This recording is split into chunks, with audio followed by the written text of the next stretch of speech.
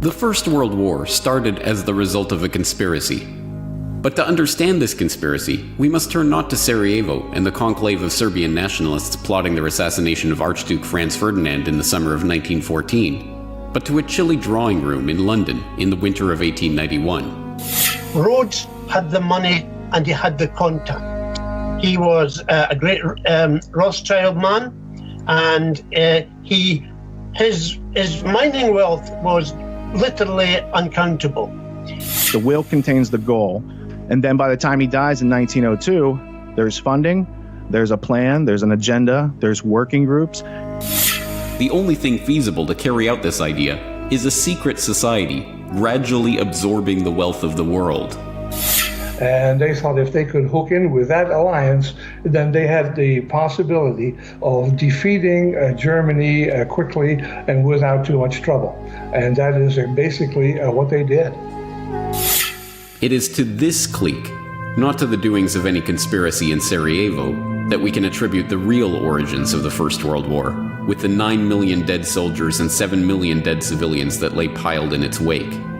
Carnage the likes of which the world had never seen before had been fully unleashed.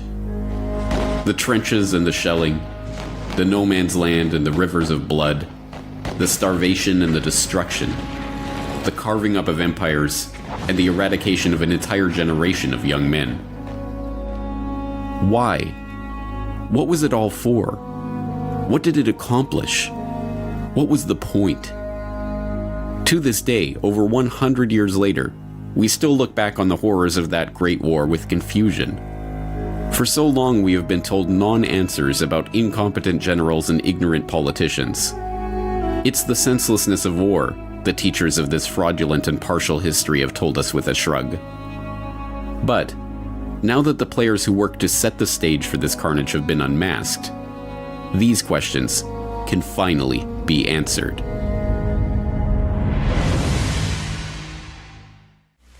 "1914 was the year in which World War I broke out. There are a few people here my age who remember that. Now that war was waged on one side by Great Britain, France, and Russia, and on the other side by Germany, Austria-Hungary, and Turkey. Within 2 years, Germany had won that war. Not alone won it nominally, but won it actually. They offered England a negotiated peace on what the lawyers call a status quo ante basis. That means let's call the war off and let everything be as it was before the war started. Well, England in the summer of 1916 was considering that seriously. They had no choice. They was either accepting this negotiated peace that Germany was magnanimously offering them, or going on with the war and being totally defeated. While that was going on, the Zionists in Germany, who represented the Zionists from Eastern Europe, went to the British War Cabinet and they said, look here, you can yet win this war.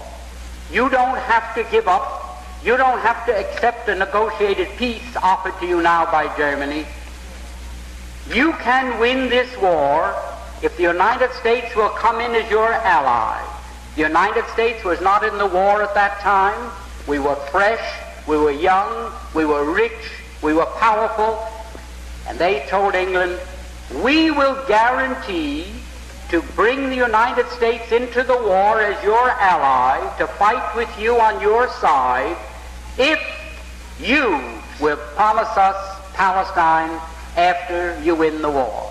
In other words, they made this deal. We will get the United States into this war as your ally.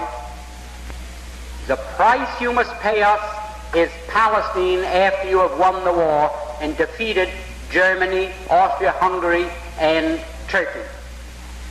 Now, England had as much right to promise Palestine to anybody as the United States would have to promise Japan to Ireland for any reason whatsoever.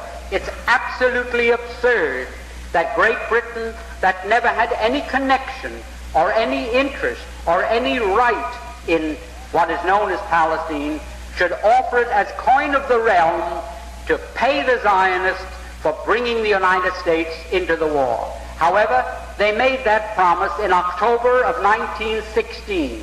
October 1916.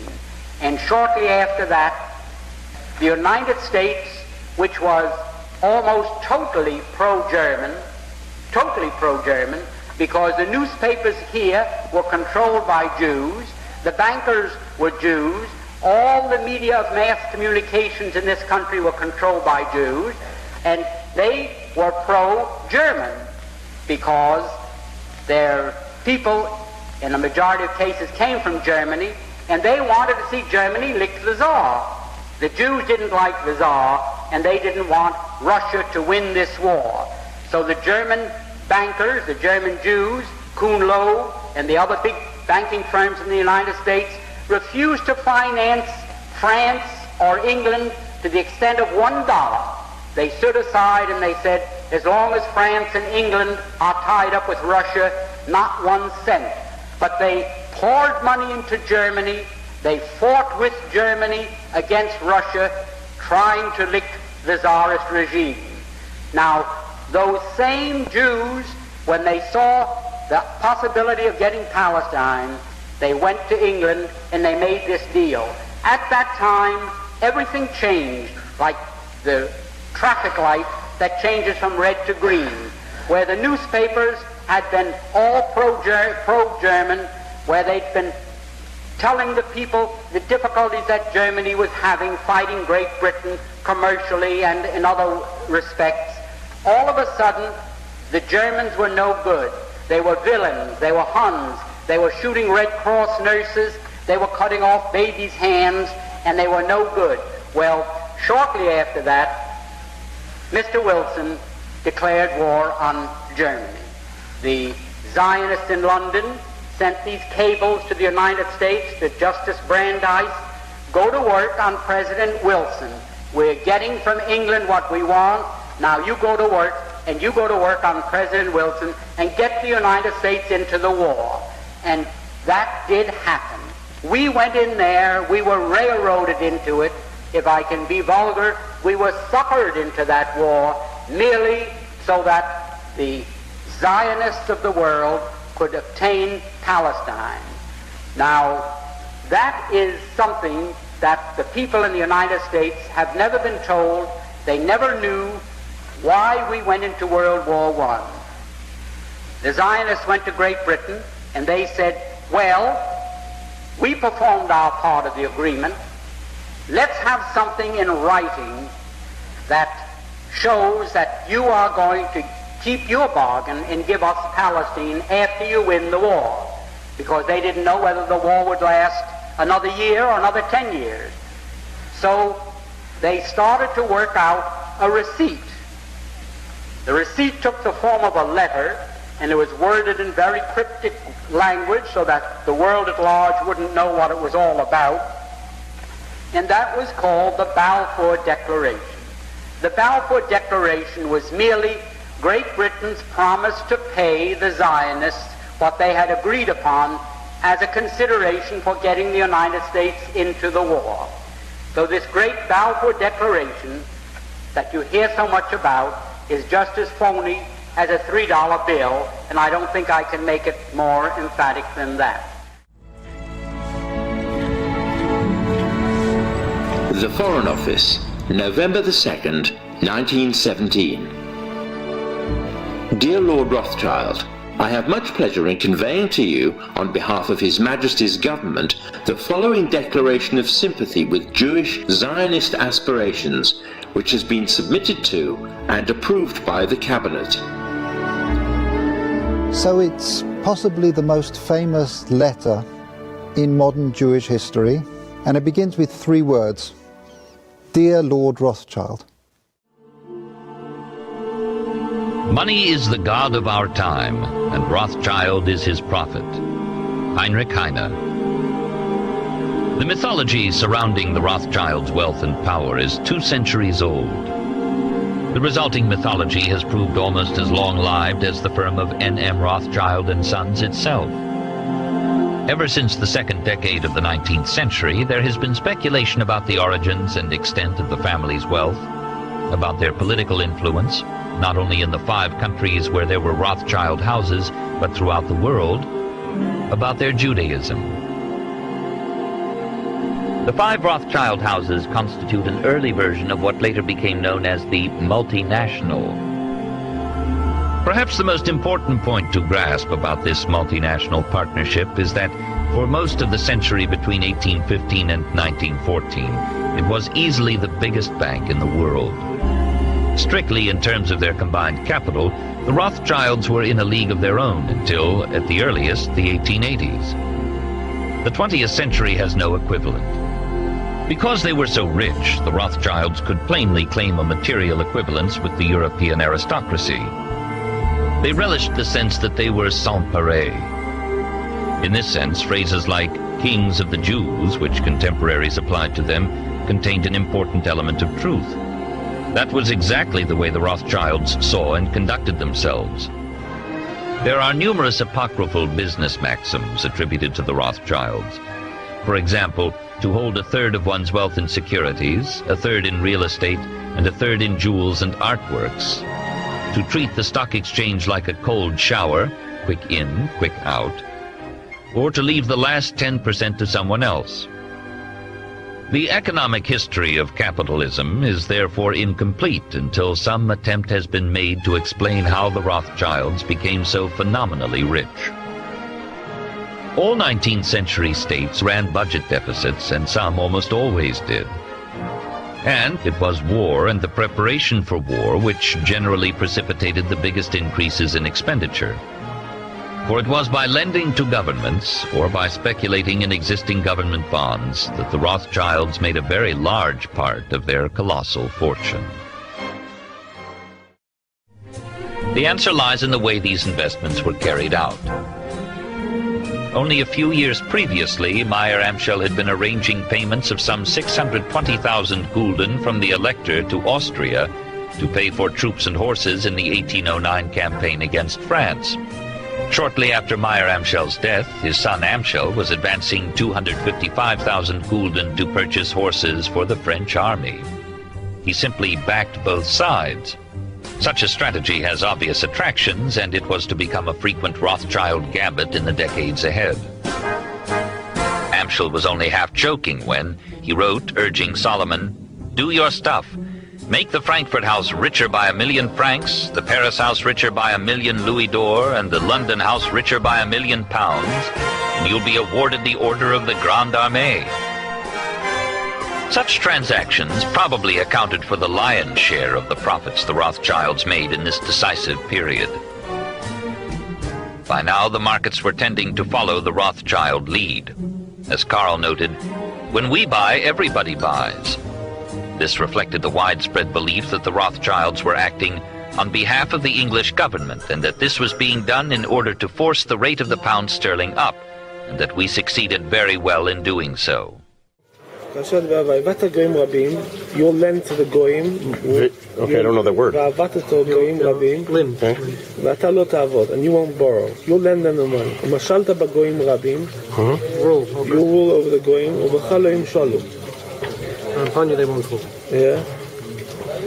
In 1961, biographer Frederick Morton wrote of the House of Rothschild that they had conquered the world more thoroughly, more cunningly, and much more lastingly than all the Caesars before. But the Rothschilds were not the first to practice the two great evils of banking, fractional reserve lending and encouraging a national debt. 900 years ago, goldsmiths served as the first bankers in England because they had large, secure vaults where they stored their gold as well as the gold of others. Most people simply left their gold in the goldsmith's vault, and the goldsmith wrote out paper receipts for their gold. Soon, people started trading these receipts as money. However, the goldsmiths soon learned two very important ways to abuse their new system. First of all, they discovered that on average, only about 10% of the depositors actually wanted their gold back at any one time. So if they were dishonest, they could print 10 paper receipts for every 1 ounce of gold in their vault. Then they could lend these extra receipts out to people. What a scam! So if they were lending out at 6% per year, their profit wouldn't just be 6% per year, it would really be 10 times that, or 60% per year. In reality, this is called fractional reserve lending, but it was nothing but counterfeiting. But fractional reserve lending not only made the goldsmiths rich, it gave them control over the quantity of money in the entire economy. What good was that?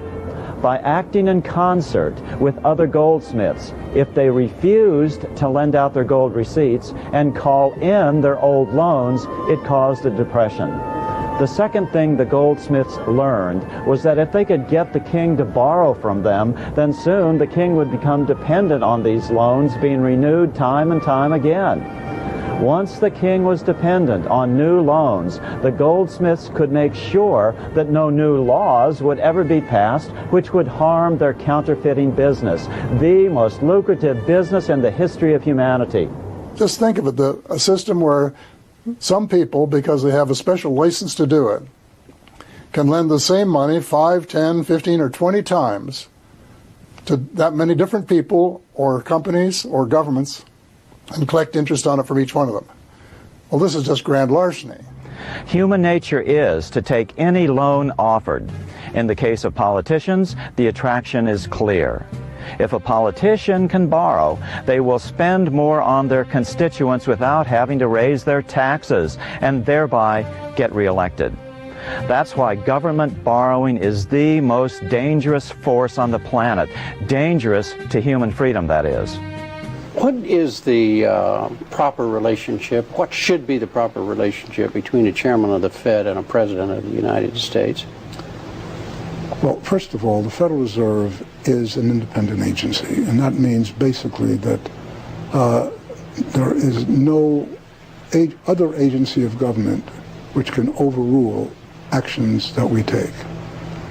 So long as that is in place and there is no evidence that the administration or the Congress or anybody else is requesting that we do things other than what we think is the appropriate thing, then what the relationships are don't frankly matter. And I've had very good relationships with presidents.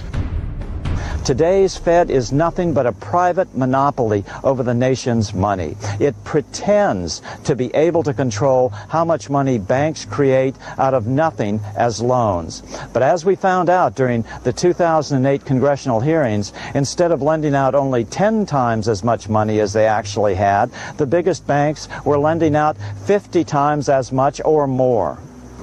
Why haven't we heard this before? Why isn't this common knowledge? Why isn't the root of our economic problems taught in every classroom around the world?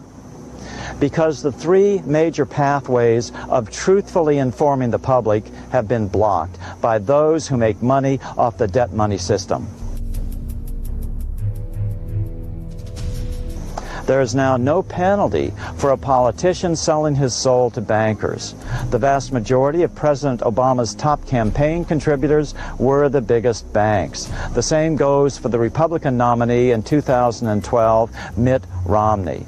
So we need a new crop of politicians who will tell us the truth about how money is created and in whose benefit. So when it comes to the national debt, you would not have had a national debt if we'd not given the power to create money to the banking sector. You need to take that power to create money back to a public body. So you don't give that power to politicians because they'll abuse it in the same way that the banks have done. Yesterday, a judge approved the settlement with SAC Capital, a $602 million fine for civil insider trading. One asks whether $602 million fine is likely to have much effect. Of course, that the owner and CEO of SAC Capital took home last year in compensation $1.4 billion personally. So I checked what Stephen A. Cohen, his political engagement this past year, and he gave $217,000 in campaign contributions. Now, this is a pittance from the point of view of his wealth, obviously, as a share of $1.4 billion paycheck. But $217,000 with our cheapskate politicians actually goes a long way to making sure that Mr. Cohen will be very well treated by his senators and by others who are giving ample protection. The financial markets are the #1 campaign contributors in the U.S. system now. We have a corrupt politics to the core, I'm afraid to say. The final point, of course, is separating the politicians from the crooks. But maybe that's so close together that they can't actually be separated. Maybe it's just the same community. What happens is that ultimately the one who creates money controls the political structure. So if you let the bank to create money for the nation, so over time you would find the bank will be ultimately controlling the resources and the political structure or power in the country. Seems strange that that community will stand for that when, with a bit of political will, it could issue its own debt-free money supply. So how about the economics academic community in the United States? Surely professors of economics have their academic freedom, the continual search for the truth, protected by what's called tenure. Tenure is where a professor can't be fired for their political opinions. Tenure started around 1900 and worked well for the first 70 years or so. But by the mid-1990s, things had changed. In order to hide the upcoming failings of the old debt money system, the Federal Reserve began a substantial program of consultants, visiting scholars, alumni, and staff economists that today so thoroughly dominates the field of economics that real criticism of the central bank and its debt money system has become a career liability, or when it comes to a reputable economics journal, an impossibility. At the prestigious Journal of Monetary Economics, more than half of the editorial board members are currently on the Fed payroll, and the rest have been in the past. The Fed's Board of Governors in Washington, D.C. employs 220 PhD economists. The 12 regional banks employ scores more. Roger Auerbach, a former investigator with the House Banking Committee, found out that there are only 1,000 to 1,500 monetary economists working in the U.S. today. In 2009, the last year figures were available, the Fed spent $433 million on experts researching monetary and economic policy. If that isn't bad enough, the Fed has all the pathways to all the major economics journals blocked as well. In a recent survey of the 7 top journals, 84 of the 190 editorial board members were affiliated with the Federal Reserve in one way or another. According to Joshua Rosner, a Wall Street analyst who correctly called the 2008 meltdown, the Fed has a lock on the economics world. There is no room for other views. The only way you can actually get in a journal is by subscribing to the views of one of the journals.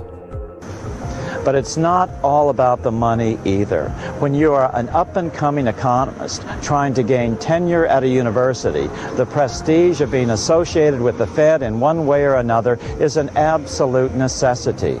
According to Jane Darista, a Fed critic and an economist with the Political Economy Research Institute at the University of Massachusetts Amherst, it's very important, if you are on a tenure track and don't have tenure, to show that you are valued by the Federal Reserve.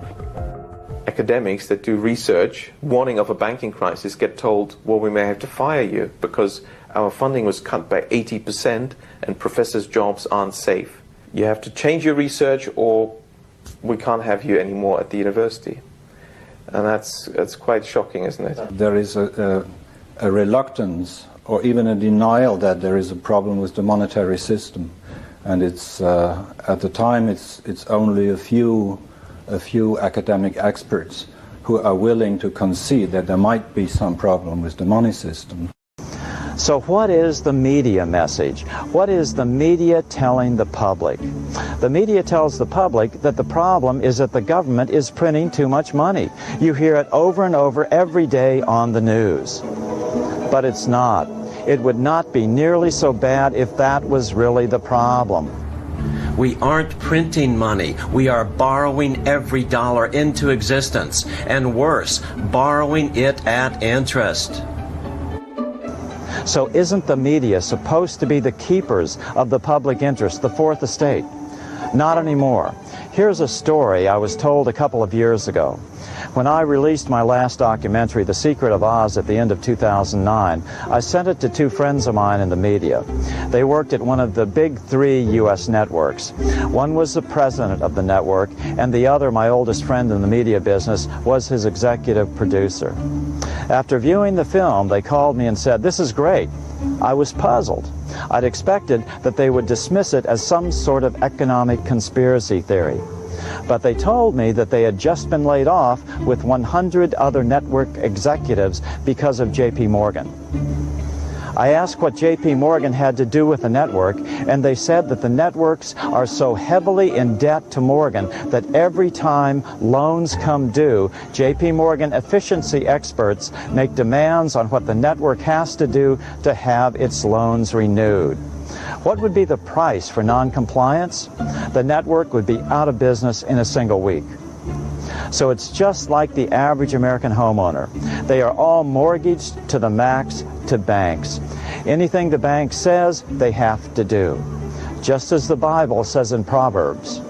Just as the rich rule over the poor, so the borrower is servant to the lender.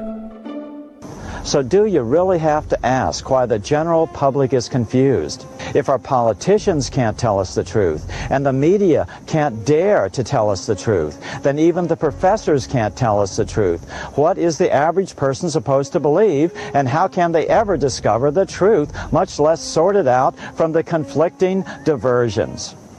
What I found, though, when you talk about things like monetary policy, economic policies, yes, you can state the truth, the public will understand it, but you'll immediately get an official expert come out and say, oh, it's not so simple. It's more complex than that.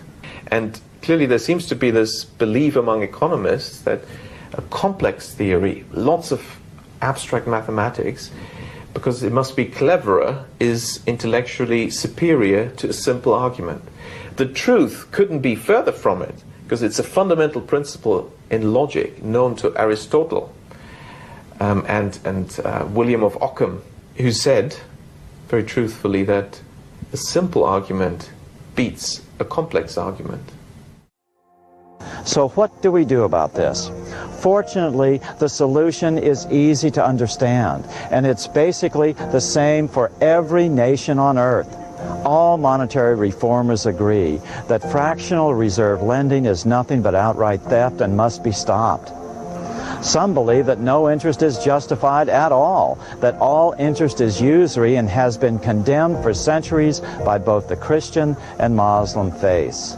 The Quran uses the term riba for what Western people would have understood as usury, except that sometimes the definition of usury would be exorbitant usury, and that there was an acceptable amount of usury that would not be condemned, but not in Islam.